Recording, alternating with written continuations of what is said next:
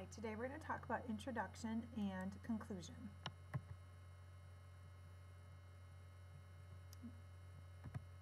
We've come a long way with this essay, collecting ideas, refining them into thesis statements that carefully state our claims about the books we've read, structuring our essays, drafting, using mentor texts to revise and further revise our writing, and adding quotes.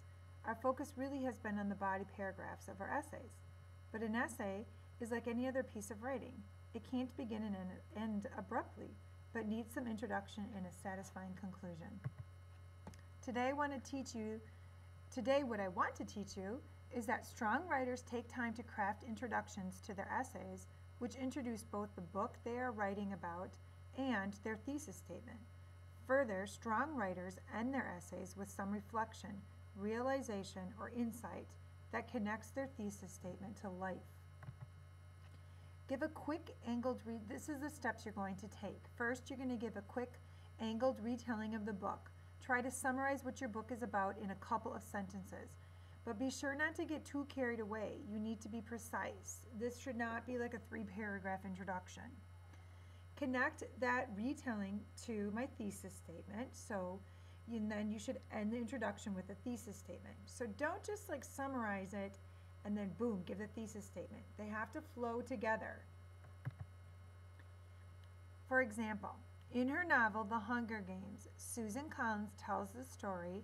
All the rest of here is my quick summary. A story in which a corrupt government forces the children of its citizens to fight to the death as a reminder.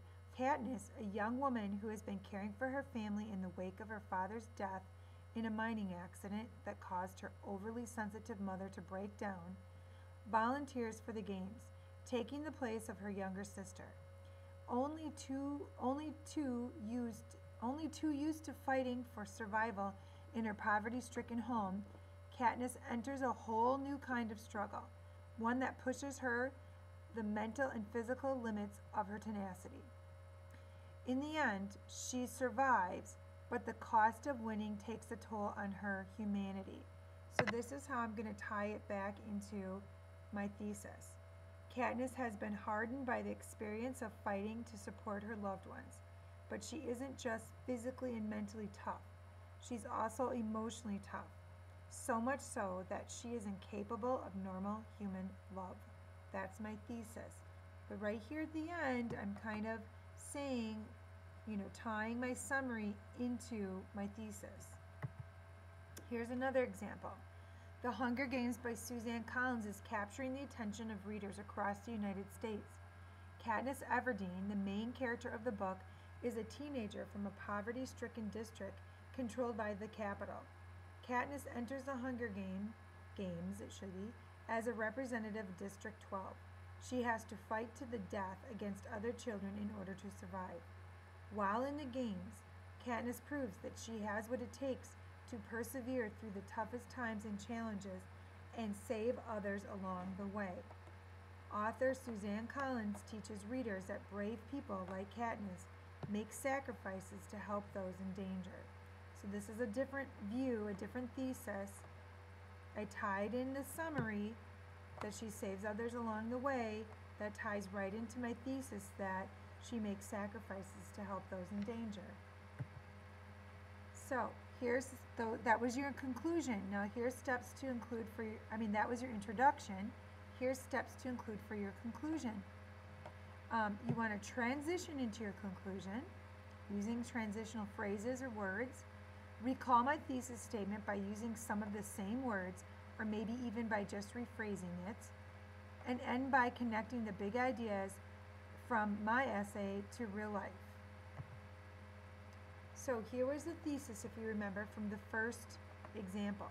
Katniss has been hardened by the experience of fighting to support her loved ones, but she isn't just physically and mentally tough, she's also emotionally tough. So much so that she is incapable of normal human love. So here would be a conclusion that could go along with that.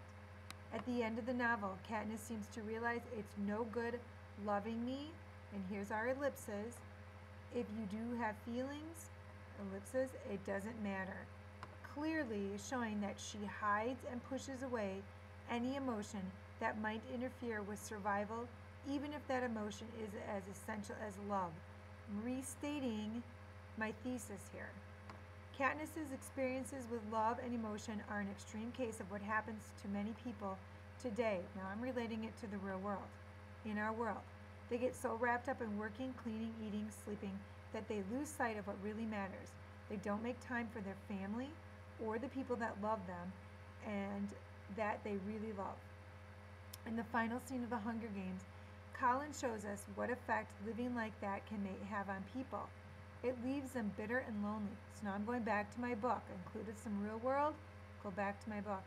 So Colin seems to be teaching us, again, I'm going to talk about my thesis, in this moment that despite all our fights and struggles to make it in this crazy, crazy world, even if we overcome overwhelming odds, as Katniss does, we will never be happy unless we learn to love, which Katniss was incapable of at that time.